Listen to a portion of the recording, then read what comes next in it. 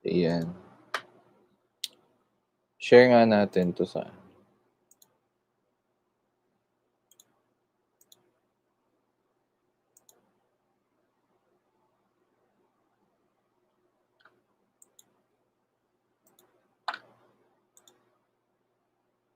ayan, hello po dun sa 4 na nanonood. Sorry, nawala kasi mahina yung internet ko. So, yeah. Mm.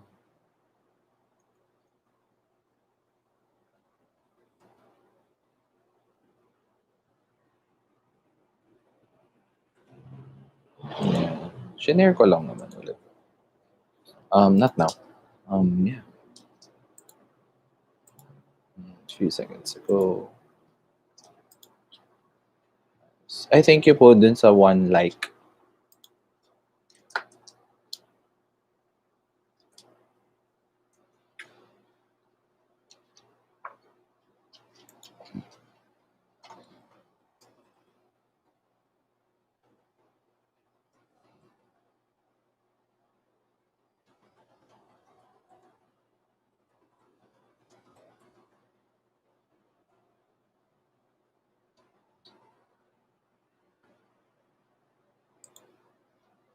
Yan. Ayan, hello kay Jeron, hello. Hello, ano po ang requirements para makapag-take ng NMAT? Okay, so pupunta tayo ngayon sa website nila kasi baka iba na kasi, CEM NMAT. Pero ang alam ko, ang requirement lang naman nila is, for you to be a third year ata, third year or fourth year na student. So, ito, eligibility and registration requirements. So, of course, ayan, dapat college ka na for you to be able to take NMATs. Tapos, yun lang naman. Ayan, so create your account. So, ito, send ko na lang, lalagay ko sa chat yung ating ano. Ayan. So, that is the link for the eligibility and requirements for NMAT. Ayan. Para all details regarding NMAT, makikita nyo naman siya dyan. Ayan. Ayan. Kailan daw ba ako mostly free? Sabi ni Monina. Clear yung sa akin. As kaya ko nowadays. Okay. So, ayun. Any other questions? May limit po ba ang pagtitake ng NMAT? Actually, NMAT wala namang limit yon na pagtitake. You can take it every year or every time. Basta yung every NMAT na inaano, meron lang siyang na-expire kasi siya. So, 2 years lang ang validity niya. So, syempre, nung normal days, ang limit is 3 try. Syempre, kasi kung magpo-4th exam ako, expired na yung first ko. So, technically, third ko pa lang din yun. So, ganon. Pero walang limit ang pagtitake ng NMAT. Yes. Wala pong limit ang pagtitake ng NMAT. Okay lang, Kerry. Mas madami ka sa batch namin nagsa-self-study. Okay. Sige, sure. Sure. Mag-schedule. Siguro weekends. Yan, may nag-message sa akin to teach daw. To teach. So, may nag-message sa akin sa Facebook na to teach daw ng quantitative reasoning. Yes. So, let's see if I can still teach. Mas okay kasi for you guys if you have materials na gustong ipasagot sa akin and I will discuss the ano pong best time for you. Siguro gabi. Siguro night.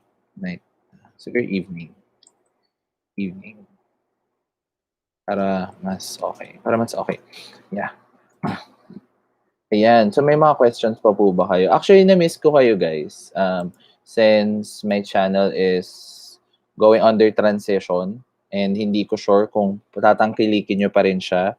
And I don't think na tinatangkilik nyo pa siya kasi based sa statistics na mga videos ko, parang hindi nyo na siya tinatangkilik since hindi na nga siya med-related. And I do understand naman.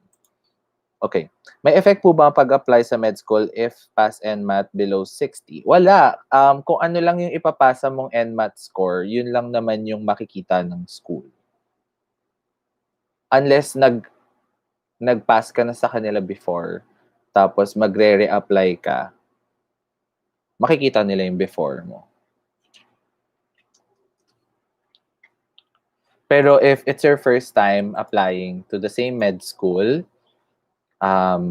if you're the first time applying to a particular med school, hindi naman nila malalaman yung previous NMAT score mo. Okay. Sige po, set ko na lang po ng 8 p.m. para dinner. Sabihin ko po kayo, sure! That's okay if you have materials na pwede kong ituro. Ganun. So, yun. Any other questions, guys? Siguro gagawin lang ng 1 hour. Ano pong usually question sa interview? Okay. So, for the interview,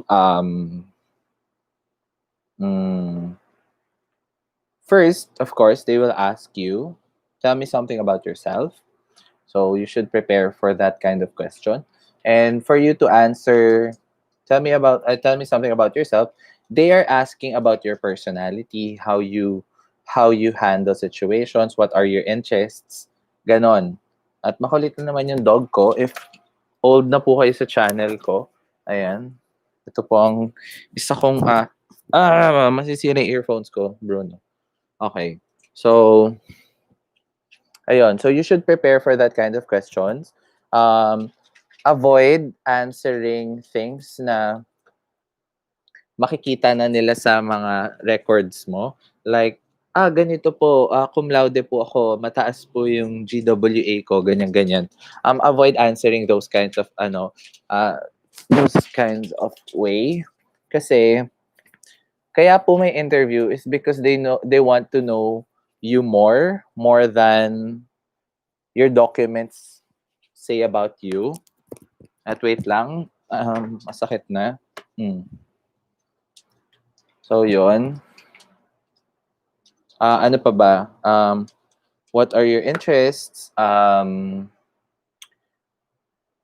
Who will support you financially for med school? How do you handle stress? Ano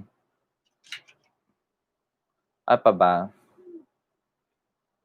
Sino support ka ba ng family mo? How do you see yourself in 5 years' time? And what are you most excited about med school? Why did you apply sa kanilang med school? Mga ganong bagay, mga ganon sort of questions. I forgot na kasi yung mga questions sa akin kasi last year January and December 2018 pa ako mga na-interview eh. Yes, quite matagal na. For Quanti po, send ko po by tomorrow. Ay, sure. Sure. Thank you. Okay. Nakakatawa naman sila, no? Ayun. So, sana Camille, May, nasagot ko ang iyong katanungan.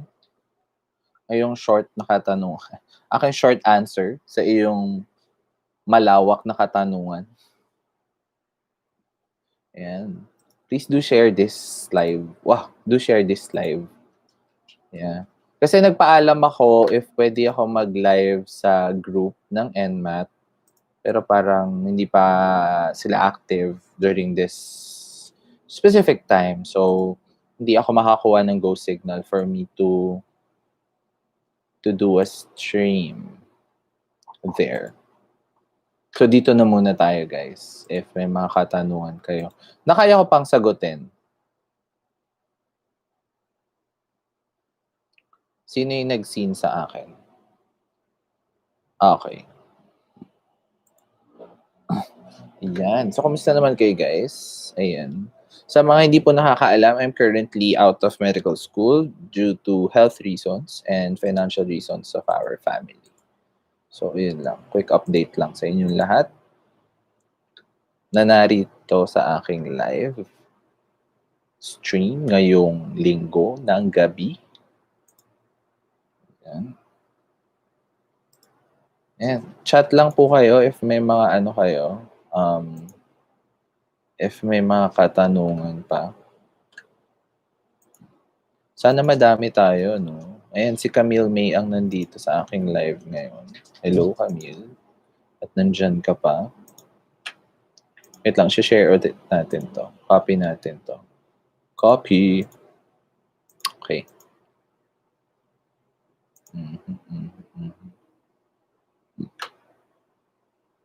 Okay. Ayan. Hindi, send ko na lang sa kanya yung kausap ko kanina. Ayun. Yan. Okay. Okay. Okay. Welcome.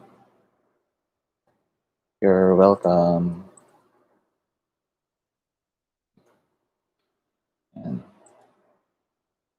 Ayan, usap-usap po tayo ngayon dito. If may mga katanungan pa kayo. Sana dumami tayo, no?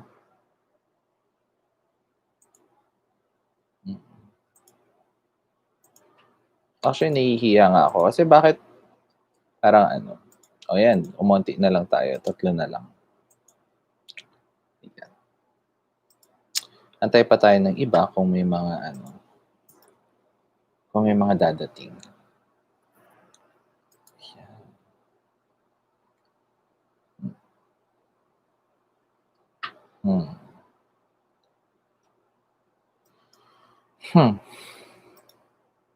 Sana dumami.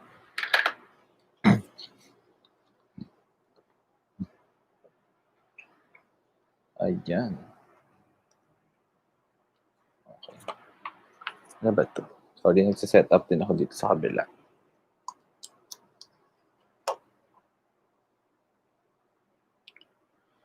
Okay. Okay.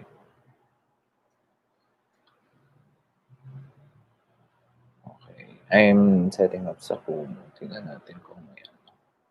Wow, sana lahat, diba, nakakapag-vacation. Sana lahat. Sana lahat. Wow.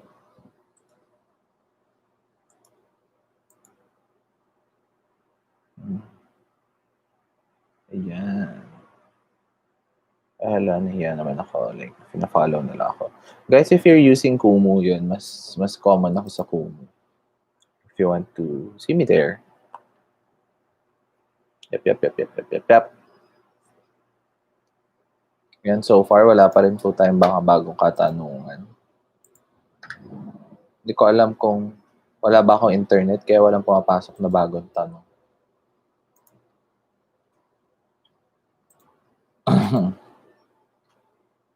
Feeling ko yung internet nga.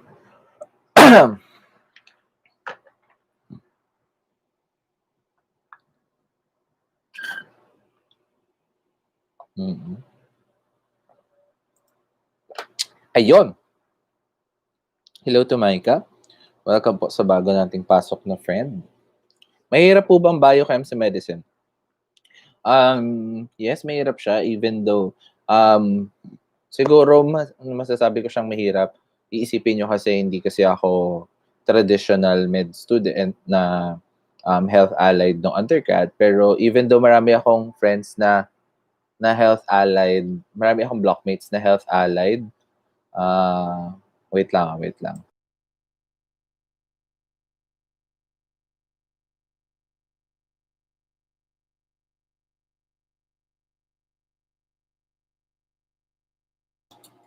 Ayan, marami akong health allied na na blockmates during med school.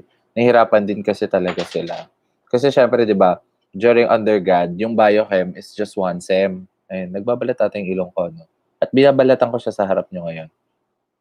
Okay. So, during 1 sem. Pero in med school kasi 1 year siya. Tapos, in med school kasi, 'di ba, um, marami kayong sources na gagamitin. Unlike nung undergrad na iisa lang yung book nyo, gano'n, tapos doon na kayo magbe-base lahat. In med school, like, mga 3 to 5 books yung gagamitin nyo. So, mahirap. Mahirap na nga yung topic, tapos minsan hindi nyo pa mahanap sa mga librong binigay nila doc. Pero minsan swertihan lang din kasi sa professor yun. Okay, so may comment na naman po. Sure.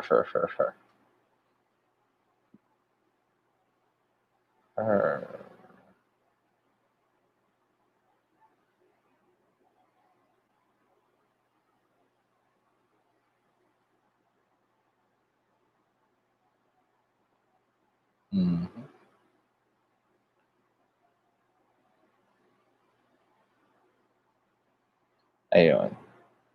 Sana po nasagot ko po ang inyong katanungan. If may mga tanong lang po kayo, just leave it there.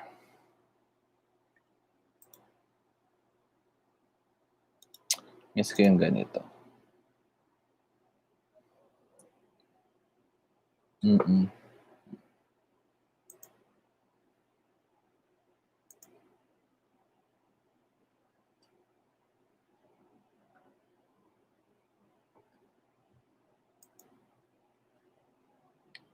Question pa po ba? Ayan. Sana sagot ko po ang inyong tanong, Maika.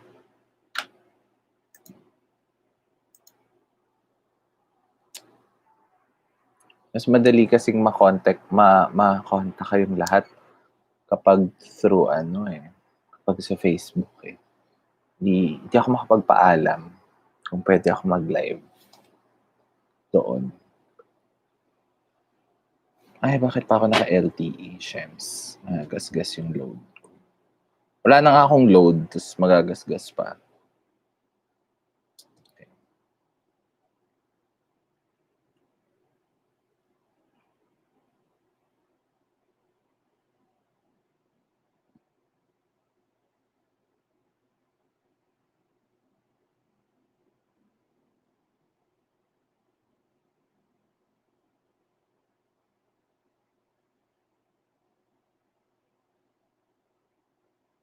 Yan.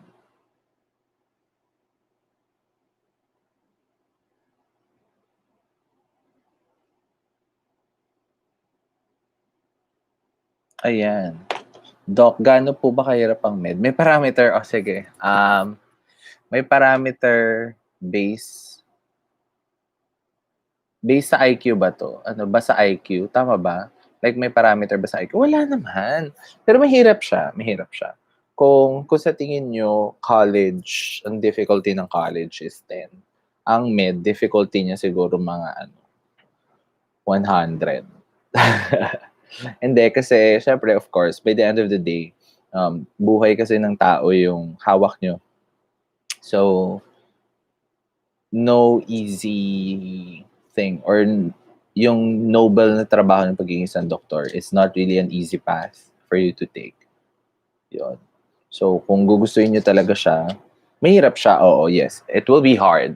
But, wait, yan sasabit ko yung polo ko dito. Yan. It will be hard, actually. But, at the end of the day, it will be a fruitful adventure. Knowing na alam mo yung magiging end goal mo.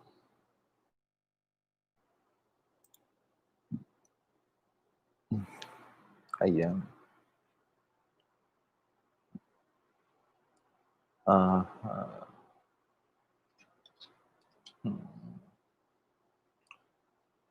Okay. And math preparation. Yes, if you will take it seriously.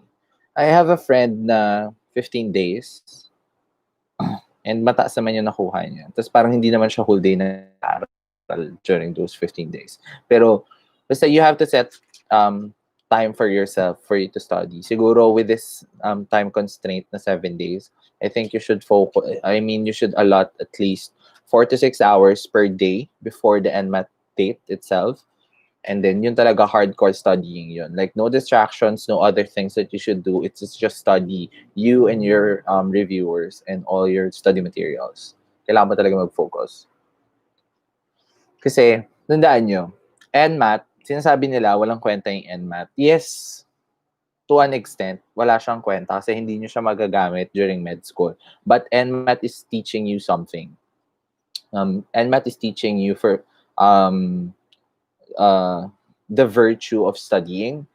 Kasi syempre, you have to study physics. And hindi lang siya physics. Syempre, di ba merong yung mga waves, light, merong nuclear physics, merong physical physics na kailangang aralin when it comes to chemistry. May inorganic, may organic, may analytical, may physical chemistry, may biochemistry kailangang aralin. Sa biology, may cell bio, may plant bio, tas lahat ng animals. So, ganun siya in med school. So, sabay-sabay dadating yung workload sa inyo. So, yun yung isang tinuturo na ng NMAT sa inyo is kailangan nyo nang i-expect na pag pumasok kayo ng med school, the workload that you will be studying for med school will be intense. And NMAT is just the tip of the iceberg. Oh yes, you're welcome. You're welcome. You're welcome. Oh, are you English speaker? So, I have to speak English.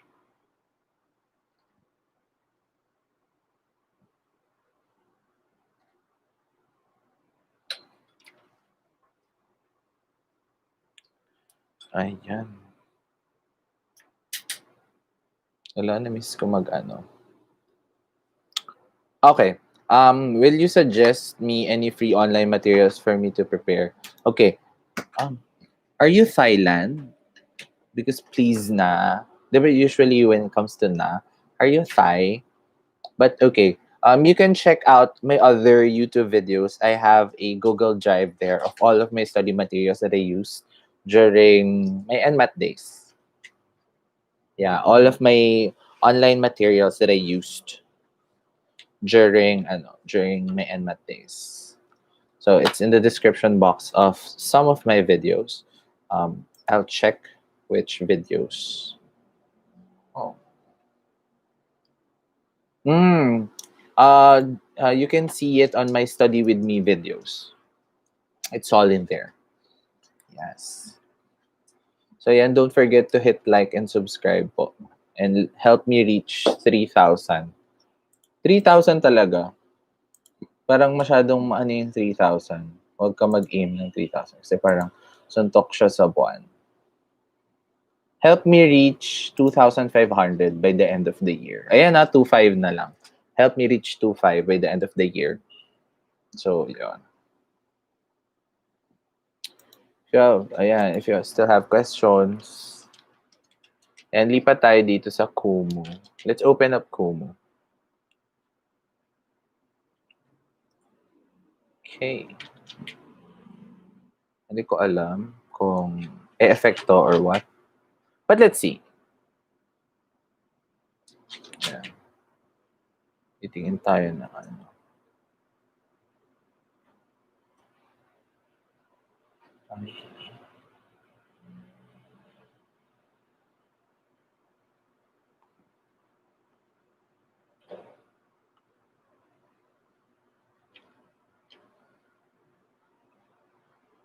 Okay.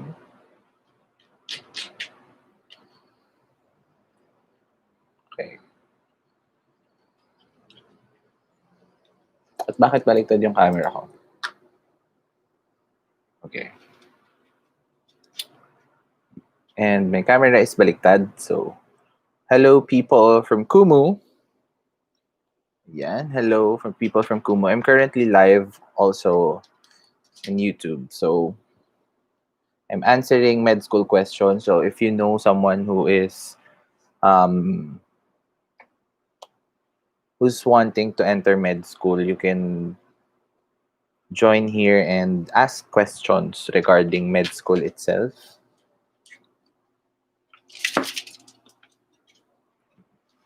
Yan, you can ask me here. Yan, hello po sa Kumu. Don't forget to follow me po for more contents. Okay, so someone commented something. Don't know where.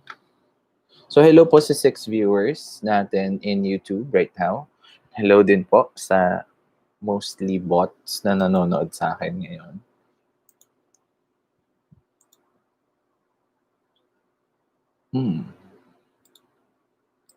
Okay, may pinost yung blockmate ko somewhere. Yeah.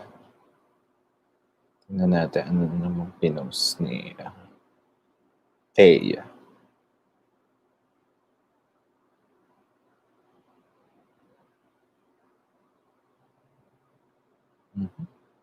Okay, so they're just tagging people.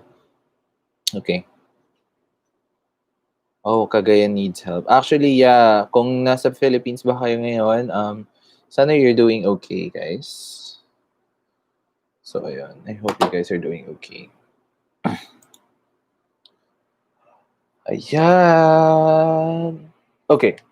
I got that Google Drive material file. Thanks po. You're welcome. You're welcome. Sana makatulong. I hope makatulong siya. And you can also binge watch my Study With Me series from the start.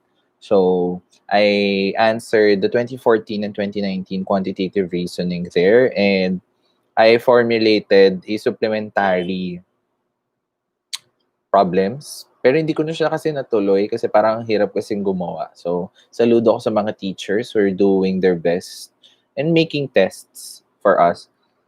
And also, you can check out my other live streams na Study With Me. I think naka-playlist naman siya. You can check them out. You can binge watch those videos. I suggest para matapos mo siya ng mabilis, you can times 2 yung bilis niya para I think maiintindihan pa naman siya pag naka times 2. Kasi minsan marami akong dead air while explaining. So, yeah. Ayun, sa mga nanonood sa akin right now in Kumu and in YouTube, if you have materials for me to answer na you want me to teach you guys, most especially for mathematics, please do send it sa akin. You can find my email in all of my socials. You can email those materials sa akin para magawan po natin ng content, para maituro ko po sa inyo. The reason behind why ganun yung sagot or other techniques na pwede nyo magamit if you want to answer fast and efficient. So, hello po sa 10 bots na nanonood sa akin ngayon. I don't know bakit pa may mga bot. Kasi tama, if I will try to check, ano ba, this is Jimenez 11. More or less mga bot to eh. Oh well. Thank you po dun sa mga hearts. Ayan.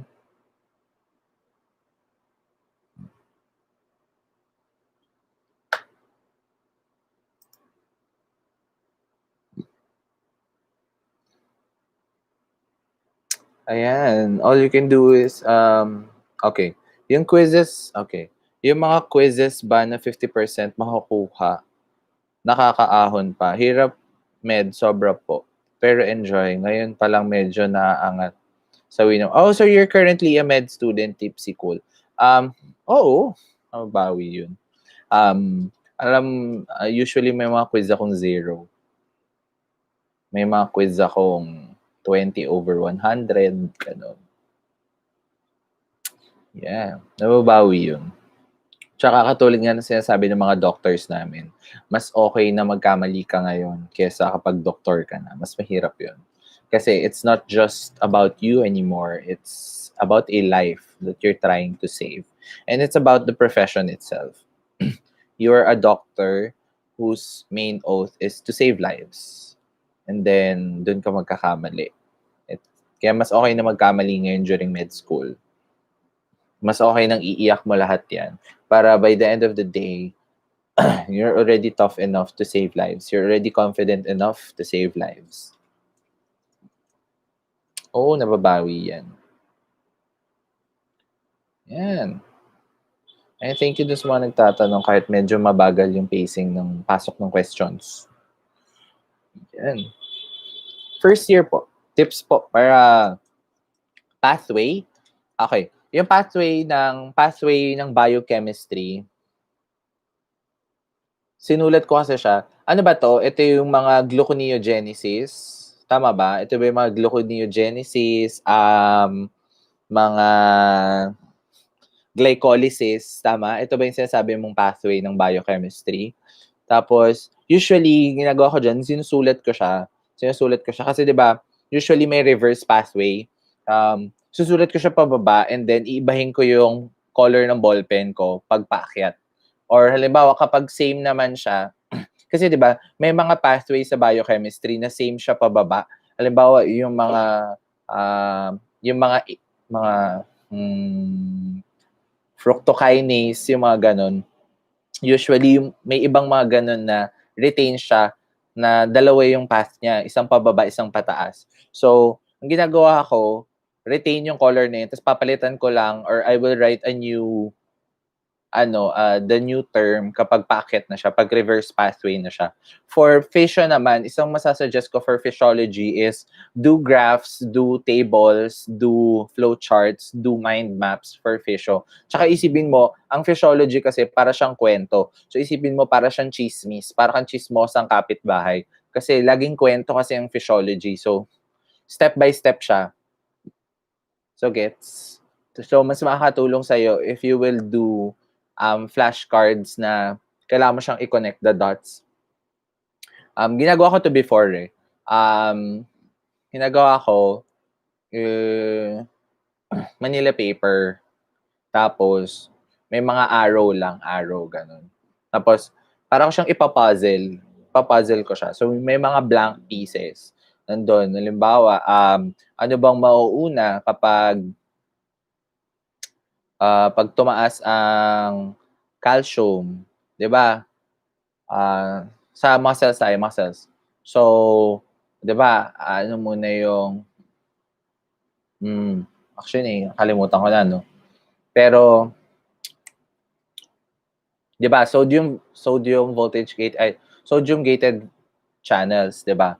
Tapos hindi pa pala muna 'yon. Kasi 'di ba yung sodium potassium ATPase muna. So continuous 'yon. Tapos dahil dun sa hindi na balance, so meron na tayong electric gradient na nangyayari.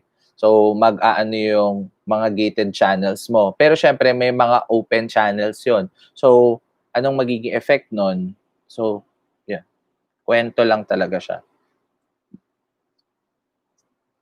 Lalo na kapag renal na siya, mas importante yung kwento. Kasi madami nangyayari sa renal physiology. Depende sa part ng glomerulus.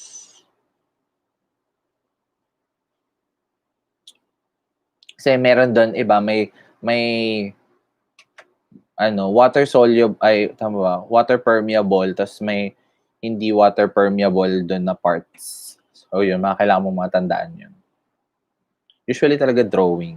Kasi kami din, even pag tinuturo ni Dr. Solidum sa amin yun, dinodrawing niya sa amin. Tapos naiintindihan namin. Huwag po tayo mag-physio. Sa po yan sa hindi ko na maalala. Kaya ko pa anatomy. Huwag physio. I'm sorry, Doc, pero that's too much. That's too much, Doc. That's too much. Yan, may mga questions pa po ba tayo? Hello po sa Kumu na wala naman pong nagaganap.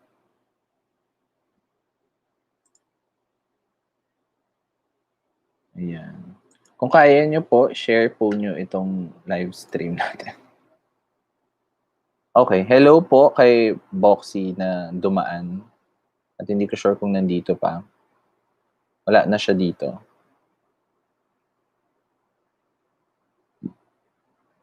Ayan. Okay. Shaweb19, hello din po. Hello, Jiro Kim. Hello. Welcome to my small talk. Small talk here in YouTube. Does NMAT ask the same or similar model type of questions every year, different model? Um, what do you mean similar models? Expound. What is hello to Ronnie A? Hello. If you have questions for your if you want to pursue med, you can type in your questions. So, um, oh, English. Okay, okay.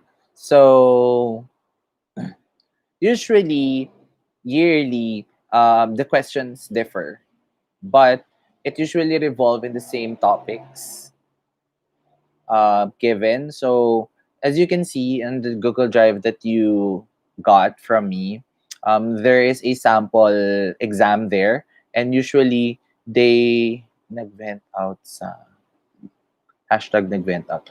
Okay, usually it usually revolves in the same topics, as, but they usually shuffle it. Sometimes they will give a larger number for word problems. Sometimes they will focus on biochem. Sometimes they will focus on inorganic chemistry. But it is a balance of all of the topics that you need to know. Hello po, Roen. Bakit ang hirap pindutin ito?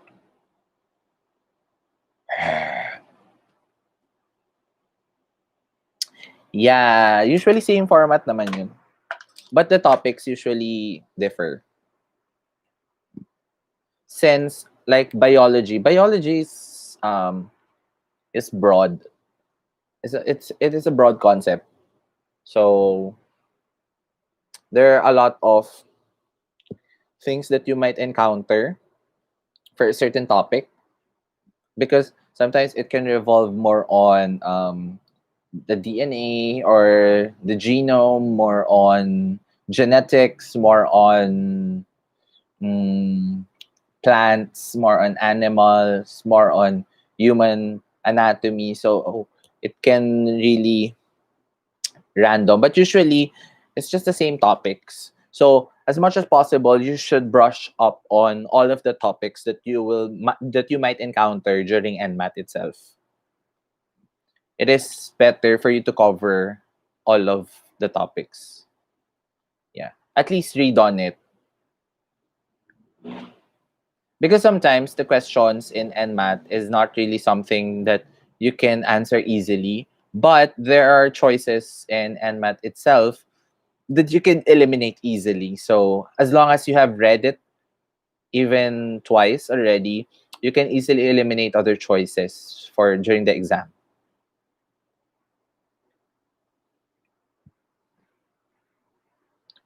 Hello, Kumu.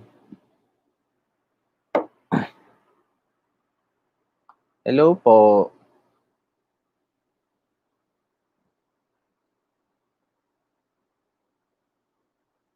Hindi ko pala fina-follow si Kuya Roen. Kausap ko siya kagabi. Hello, Kuya 30. Hello. I'm currently live on other platform. So, I'm answering med school question po. So, yun. Because na-miss ko ang medical school. Yes, you're welcome. You're welcome. Your name is quite hard to pronounce, actually. So, I'm so sorry. But you're welcome. Yes. If you so for those guys who are watching, like 7 viewers, okay. How about physics and chemistry? Okay. So that I can get some command for my preparation. Okay, for physics and chemistry, usually um it differs eh. For physics, of course, you will always encounter like the PIVIR, so the PVIR, so the power is equal to current, yeah, current times resistance, and voltage is equals to current times resistance. So that is one thing that you can cling on because usually they will give around 5 questions for PVIR, so PIVIR. So I think you can ano kagad doon. you can get at least 5 correct items there. You should also know we will talk first about physics, okay? So you should also need to know basic formulas like force, speed, velocity, distance formula regarding gravity. Tapos for chemistry naman, like the Avogadro's number, the atomic weights and atomic numbers of the most common elements like oxygen, the hydrogen, the carbon. Yeah, so you should also deal on that. And stoichiometry can be a key also for chemistry. So you should also brush up on that topic. And nomenclature of chemical structures, like how do you properly name chemical structures, like yung mga 1 3 something. So you should also brush up on those topics. And usually they give a lot of questions for biochemistry and about the same number for inorganic and organic chemistry. So you should prepare also with that topics. Hi Kuya 30, ano po yun? Ano pong questions nyo, Kuya 30? Yeah. How about test taking tips po? Di uso identification, pang board exam lagi question, habang 4 chapters sa aralin. Yes, oo. Usually ganyan naman talaga ang test taking. Um, in in board exam kasi, na cases kasi lagi yung questions usually sa board exam. Pero for test taking, elimination kasi talaga. Mas madaling mag-eliminate lalo na if you know the concept well. Wait lang, Tipsy, is this for physiology again and biochemistry? Parang ilan lang ba pinasa kong exam sa physiology? Bakit hindi ka po nag-UST Med? Hindi po nila ako tinanggap sa UST Med. But it's okay. Wala naman akong grudge sa UST Med for that. I think hindi rin ako para sa UST Med. Siguro ganun ko na lang siya iisipin because I don't want to deal more on those kind of thinking na bakit hindi ko deserve yung UST Med. Siguro they are looking for someone better. No, it's okay. Okay lang naman. Okay lang naman. Siguro ano lang, thank you lang din ako sa CEU and sa San Beda na nagtiwala sa akin. And thank you din sa FEU and sa UARM kasi waitlisted ako.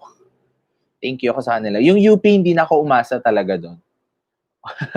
Pero yung UST, kumapit ako kahit papaano since that's my alma mater. So I studied in UST for 7 years. So I devoted a lot of time, sweat, blood, and tears sa university na yon. But I think may dapat talaga akong puntahan. Okay. And swerte ko sa CEU Med kasi yung mga professors, hindi din basta-basta. Okay, so usually ganyan kasi talaga, kailangan makapagbasa ka na. Siguro one thing na dapat matutunan mo when you want to enter medicine is you should know how to read a lot and read fast. Kasi,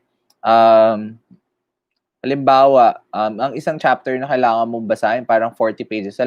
This is a personal experience sa OB. Hindi to naturo ng maayos. Sorry doc, pero hindi nyo po talaga naturo ng maayos to. Yung maternal physiology, hindi talaga siya naturo ng maayos.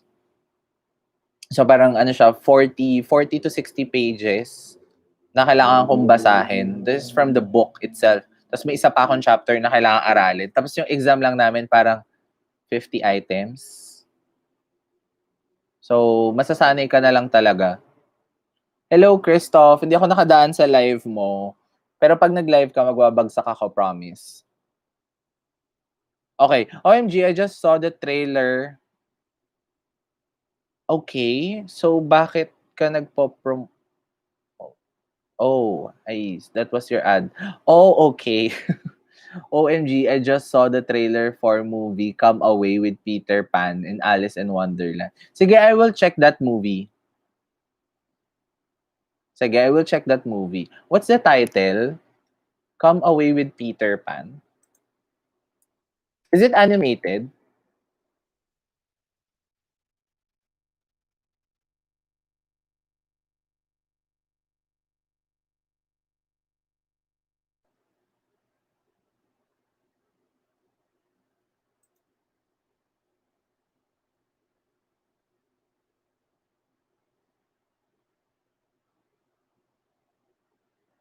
What's the title of the movie?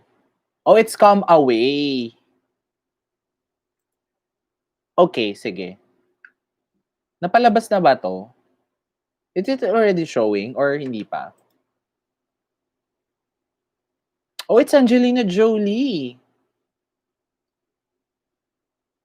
Okay, sige. I will definitely check this movie out.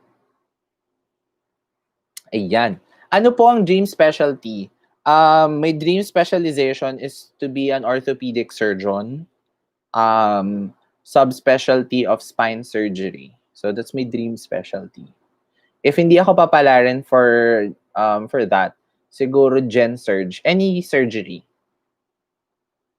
Wag lang neurosurge kasi feeling ko hindi ko kaya 'yon.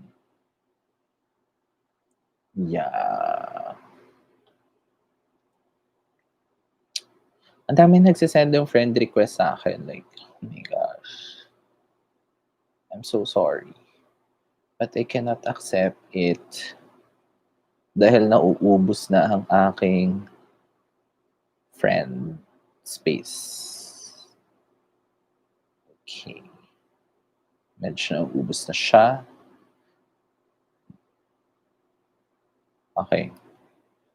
Any other questions, guys, for med school?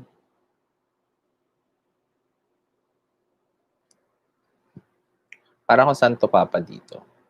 Why did you pursue medicine? The cliche answer that I always give is para sa bayan, para sa family ko. Yun lang yung cliche. Pero I have my personal reason kasi. Yeah, and I would like to keep it personal.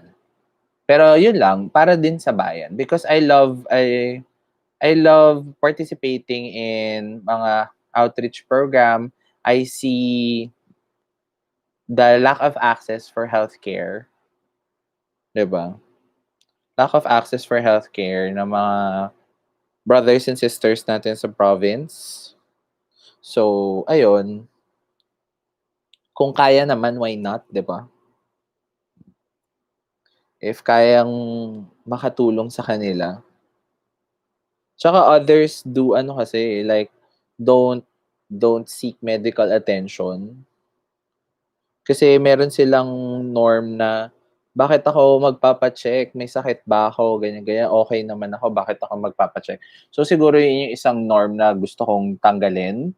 I also want to pursue medicine to promote, that medicine is not just for health allied people,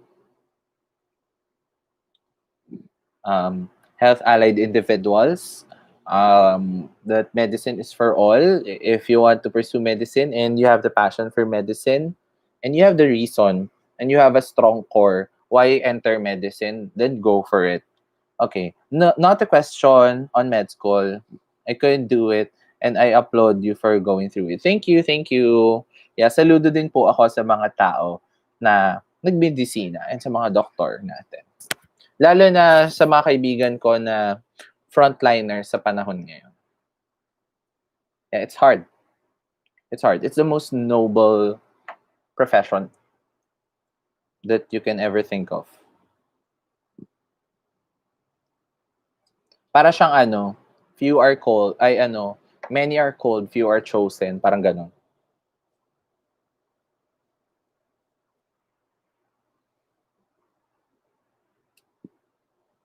So ayun, thank you po sa mga still na nanonood sa'kin.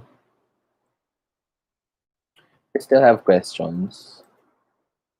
Yan, send lang po kayo ng questions. Oh, what's Greenland?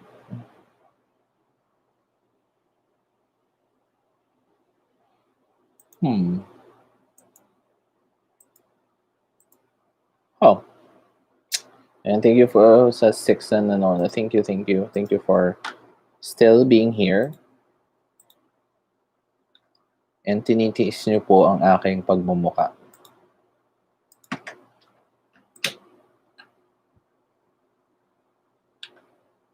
Ayun, if you have video suggestions, then na pwede kong gawin.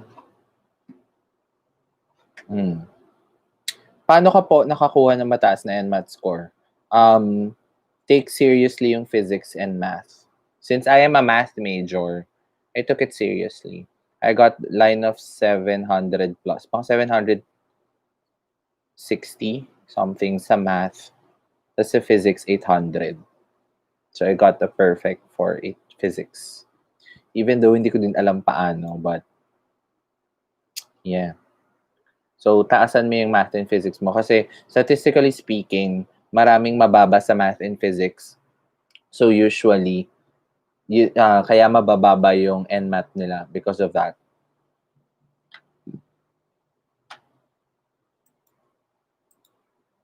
Ayan. Paano mahirap? Mahirap ang alin? What's mahirap? What's mahirap? Ano yung mahirap?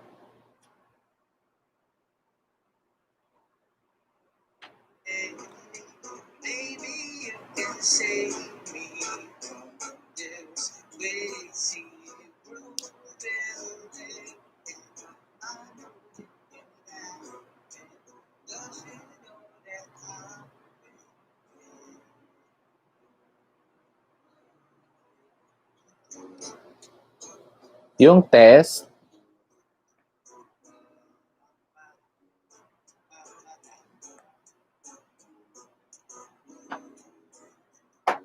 yeah, actually, the test is hard. Personal experience, hindi ko sure kung na-share ko na to sa iba kong video, but during my time,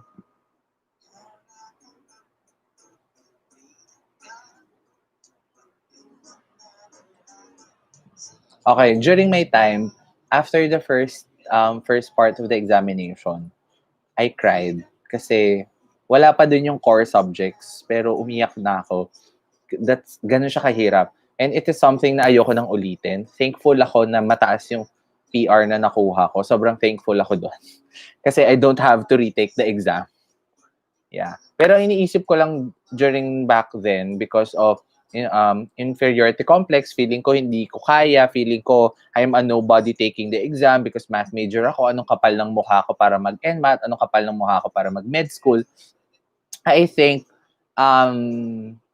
ini-expect ko lang mga line of 4, line of 5, and thankfully binigay sa akin line of 9.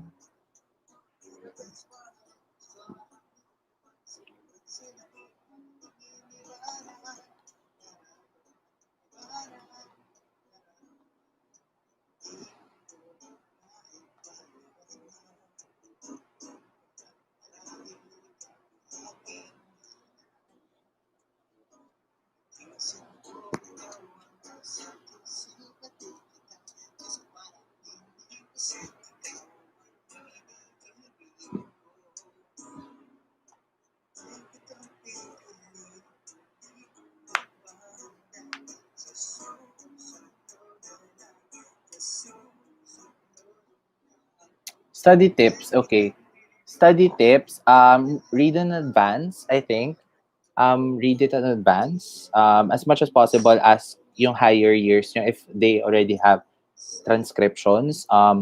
Ask your professors if they have a syllabus para makapaghanda kayo beforehand. Usually, ganun yun. What I do is, I read the book, and kasi this worked for me, maybe not, will not work for you. Sa akin, hindi nag-work yung pen and paper, nagsulat ako.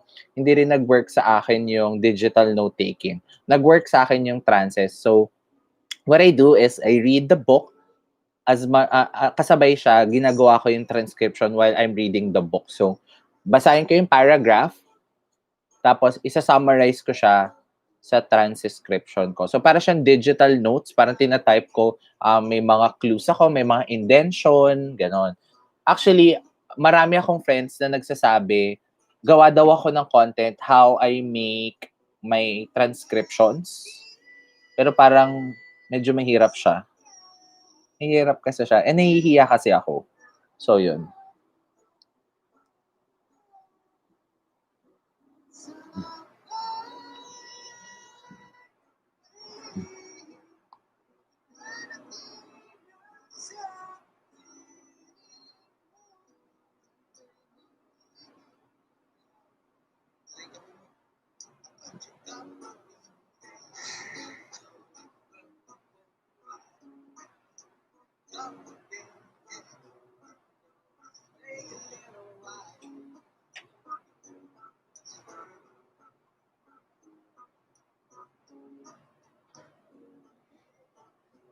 Yeah.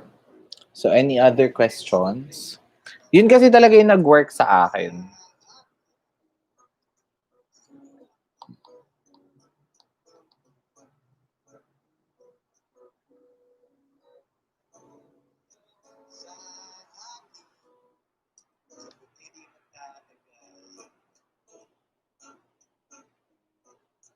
Yun, sorry, kasi nagja-jamming dun sa Kumu. So, yun yung naririnig nyo. So, any other questions, guys? Hindi ko sure kung pwedeng ano yun kasi baka makapiright strike tayo.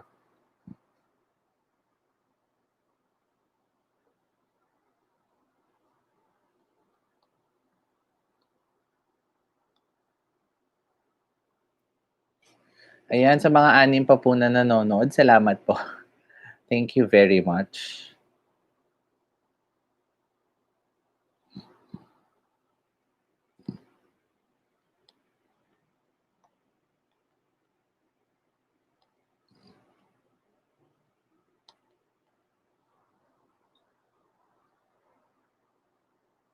Ayan. So, kung wala na po tayong questions, send nyo lang guys, you still have 3 minutes. Para makapag-dinner din po ako. Para makapag-dinner din ako. Okay. Ano yung impact ng pagiging non-traditional? Ang impact, siguro, it is an edge for me being a non-traditional because of course medical school already know what medtechs can offer, what biology majors can offer, what psychology majors can offer, what physical therapy majors can offer. And being non-traditional, it is a surprise. Surprise sa kanila kung anong madedeliver mo. Surprise sa kanila kung anong may offer mo sa table. Surprise sa kanila yung skills and um, experiences mo during undergrad mo that you can put in the table for medicine. So, yun yung ano sa akin. Siguro sa akin, ang naging edge sa akin is, yung degree ko kasi, it is uncommon. Napakaunti lang ng tao na may alam ng degree ko. So, may degree is actuarial science. So, that's my real degree. But the full degree is applied mathematics major in actuarial science. So, only few people knows actuarial science. And even in my interview, nagulat ako, alam nila doc yung actuarial science. So, usually, doon nag-revolve yung topic sa akin. Ikaw lang po bang hindi pre-med? Usually, pangit kasing gamitin yung term na pre-med. Pre-med means bago ka mag-medicine. So, lahat ng degree ay pre-med. So, yun. I'm just putting it out there. Pero hindi ako lang yung non-traditional sa amin. May accountant kami, may marketing kami, may music kami, may physics kami, ako na math, may behavioral science kami. Sa higher year namin, may engineering, tapos may iba akong friends sa ibang med school na com arts or in other school mass com, meron ding fine arts. So, yeah, hindi lang po ako yung non-traditional. Ako lang po yung may kapal ng mukha maging YouTuber. Actually, may isa pa po, you can check JV Tomas, Pol Sci siya sa UP. Pero med school siya sa St. Luke's.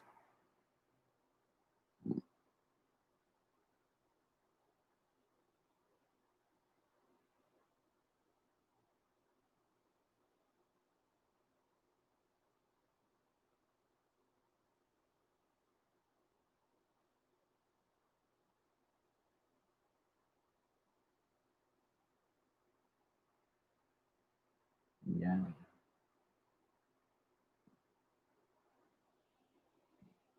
Anong favorite ko? Hmm. Pinaka-favorite ko, siguro muscles. Bones kasi talaga, like the musculoskeletal, dun ako na-amaze talaga. Na akala ko simpleng ganyan lang siya, pero ang dami palang nangyayari. Like, each parang sabay-sabay yung mga muscles mo na nagmo-move. Depende pag ganyan mo, syempre 'di ba, apat yung muscles na nandito, 'di ba? Pag ginanto mo 'to, makikita mo nandito yung mga pronator teres, mga ganon. So, doon ako na-amaze. Yeah. Pero kasi nagjo-joke ako lagi sa school kapag tinatanong ako ano yung favorite part ko ng human body, lagi ko sasabihin mga symphysis pubis, mga gano'n. Pero joke lang yun. Pero ang pinaka-favorite ko talaga musculoskeletal. Tapos, have you tried applying? Sa PLM, hindi ako nag-apply kasi sa PLM, meron silang required units. Halimbawa, parang kailangan um, meron kang comparative anatomy na 3 units. Very specific yung requirements nila. Hindi siya 5 units of bio, 5 units of physics, 5 units of chem. Hindi siya ganon. Very specific yung hinahanap nila na course. And ayoko na kasing mag-skip ng school year. Ayoko mag-gap year. Ayoko na mag-take ng extra unit. So, hindi ako nag-PLM. Required, hindi siya required. Hindi ako na-require mag-extra units for CEU.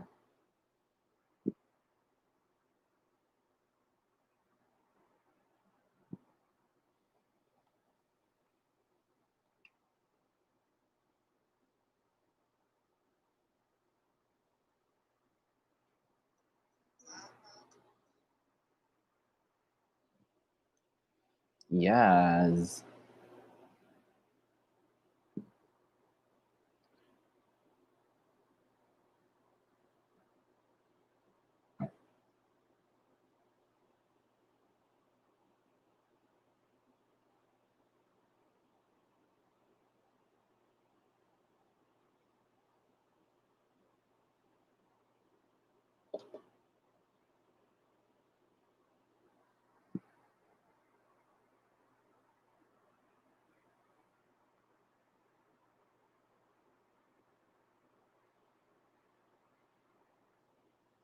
Yan, may mga questions pa po ba tayo, guys? Ayan. If mag-aaral ka po ulit sa med, will you stay sa CEU? Ito yung iniisip ko. Kasi mag-start ako ng work on December 7. So, mariregular ako ng June. So, June 7. So, like 2 days before my birthday, mariregular ako sa work. So, I have to leave the company. If babalik ako next academic year, I have to leave in the company. So, isang buwan lang ako naging regular sa kanila. And sa company na yon, mahirap makapasok sa company na yon. Trust me. So, privilege na sa akin na makapasok ako doon. And then, um, so kapag umalis ako doon, babalik ako med school kagad. Ito din kasi yung ano ko, ang isa kong babalik ako ng med school if face-to-face na ang classes. Yun ang isa kong pinaka kailangan, face-to-face na yung classes. Pero, ito din kasi inisip ko, if 2022 pa ako babalik ng med school, lilipat ako ng school. Yun ang ano ko. Kasi, back to scratch na ako like 2022 pa ako babalik. If 2022 pa ako babalik, masyado ngayon pa lang hirap na akong tandaan yung physiology, like yung very specific ng physiology, ng biochem, anatomy, kayang-kaya pa yon kasi that's my favorite subject. Pero yung iba kong subject, sobrang hirap na akong tandaan. So, what more kung 2022 pa ako babalik ng med school? Siguro ulitin ko na lang first year. Siguro mag-enroll ako sa OLFU. OLFU nakapapasok by then. And mag-e-NMAT po ako ulit.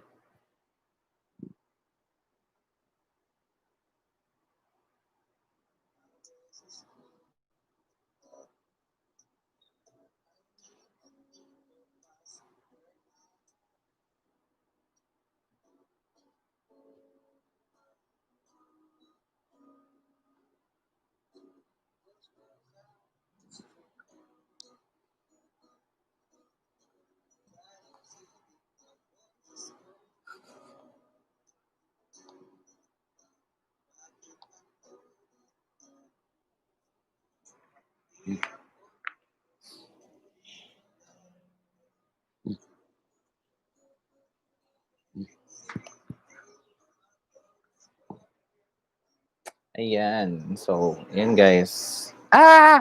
Ano yun?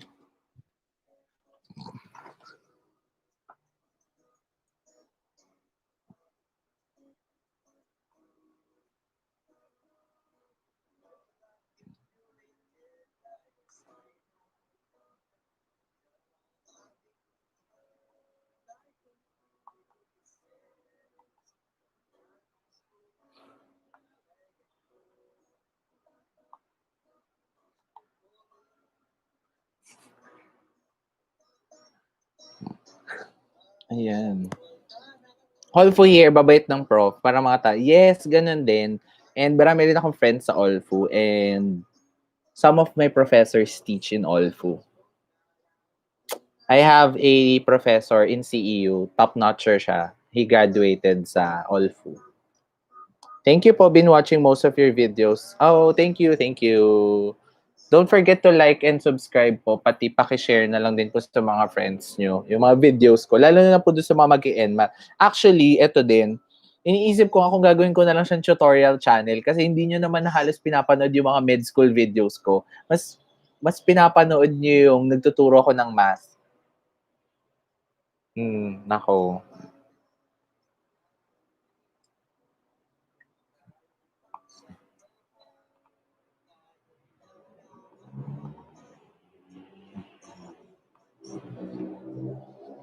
Ayan. So, I think I have to end this live na. So, thank you po dun sa mga nagstay. Again, if you have other questions pa, or if you have friends na may ibang questions, you can message me in all of my socials. You can message me directly in Messenger. You can message me in Instagram. You can message me in Twitter. Sumasagot po ako kagad kasi onti lang naman po yung nagme-message sa akin. So, makakapagsagot po ako sa inyo kagad. So, yun. Salamat po.